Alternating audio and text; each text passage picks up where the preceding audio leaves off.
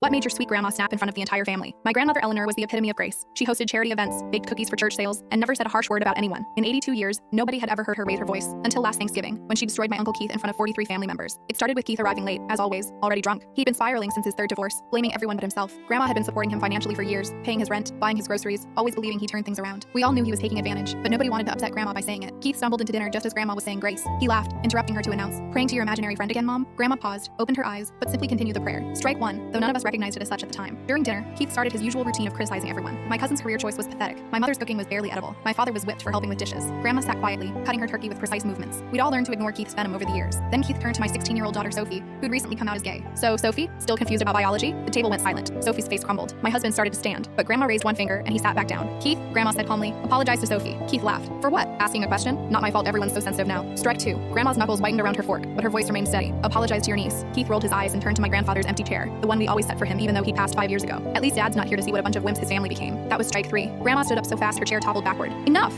Her voice was thunderous, nothing like the gentle woman we knew. The room froze. Even the kids went silent. Grandma's face was transformed with rage I didn't know she was capable of. "You dare invoke your father's name?" she hissed. "The man who begged me on his deathbed to take care of you because he knew you were too pathetic to take care of yourself?" Keith's mouth opened and closed like a fish. Grandma wasn't done. 54 years old, and you've never held a job for more than 6 months. 3 wives who all left because you're a narcissistic alcoholic who can't take responsibility for anything. You've stolen from me, lied to me, and I've forgiven it all because I promised your father I'd look after you. She pulled a folder from the sideboard, one she'd apparently prepared and brought to dinner. "But I'm done." She opened it, revealing bank statements, receipts, documentation. $800,000. That's what I've spent on you over the last 30 years. Rent, bail money, lawyer fees, rehab that didn't work, business ventures you sabotaged. The family gasped. None of us knew it was that much. Keith tried to interrupt, but Grandma slammed her hand on the table. "I'm talking!" We all jumped. "You want to know what your father would think? I'll tell you. He'd be disgusted. He worked himself to death building the company you bankrupted in 18 months. She pulled out more papers. "These are receipts from the jewelry you stole from my bedroom and pawned. My mother's ring, my grandmother's necklace, items that were meant for your sisters, not your drug dealer." My aunts gasped. They'd been told those pieces were lost. "But here's the best part," Grandma continued, her voice dripping with venom none of us knew she possessed. "Remember that investment opportunity you begged me for last month? The one that would finally turn your life around? I hired a private investigator." She threw photos on the table. Keith at casinos, Keith with his dealer, Keith at strip clubs, all time-stamped from the past month when he'd claimed to be in rehab. "You never went to rehab. You took the $30,000 I gave you and spent it on cocaine and prostitutes." Keith stood up, angry now. "You can't talk to me like that. I'm your son." Grandma laughed, but it wasn't a nice sound. "No, you're a parasite, and I'm cutting you off." She pulled out one final document. "This is a new will. You get nothing. Not the house, not the money, not even your father's watch you've been eyeing." "You can't do this," Keith shouted. Grandma smiled coldly. "I can, and I have. Your siblings will split everything. Your children, whom you've ignored for years, will get your share in trust funds. You get exactly what you've earned. Nothing." Then she delivered the killing blow. "And that woman you've been seeing, Melissa, she called me last week. You told her I was leaving you millions. She wanted to confirm before she married you. I told her the truth. She's already left you. You just don't know it yet." Keith checked his phone. Sure enough, breakup texts and blocked numbers. He went ballistic, calling Grandma every name imaginable. She stood there, unmoved, letting him rant. When he finally stopped, she said quietly, "Get out of my house. Don't come back. Don't call. Don't write. You're dead to me." Keith left, slamming doors, screaming profanities. Grandma straightened her dress, picked up her chair, and sat back down. "Now then," she said, voice returning to its normal sweetness. "Who wants pie?" The rest of dinner was surreal. Grandma chatted pleasantly about her garden while we all sat in shocked silence.